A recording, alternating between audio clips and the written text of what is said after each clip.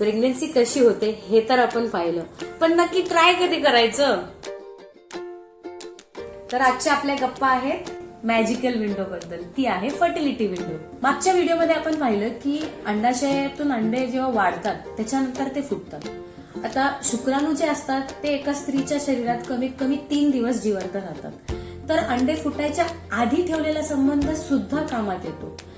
तर या कॅल्क्युलेशननी जर गेलं तर अंडे फुटायच्या आधीचे दिवस सुद्धा फर्टाईल विंडोमध्ये येतात आणि नंतरचे दिवस सुद्धा फर्टाईल विंडोमध्ये येतात.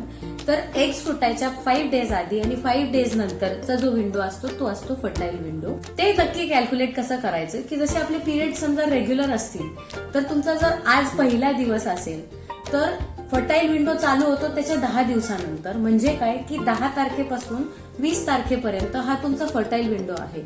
तर ज्यांना प्रेग्नन्सी हवी आहे आदल्या 10 दिवसात संबंध ठेवावा आणि ज्यांना नाही हवी आहे त्यांनी हे दिवस टाळावे. इरेग्युलर पिरियड्स असणाऱ्यांना ही फर्टाईल विंडो थोडी लागू होत नाही. त्यांची पण फर्टाईल विंडो असते, बट ती डिटेक्ट करण्याची एक वेगळी वे असते, जे आपण डिस्कस करूया नेक्स्ट रील्स मध्ये. तर फॉलो करत राहा.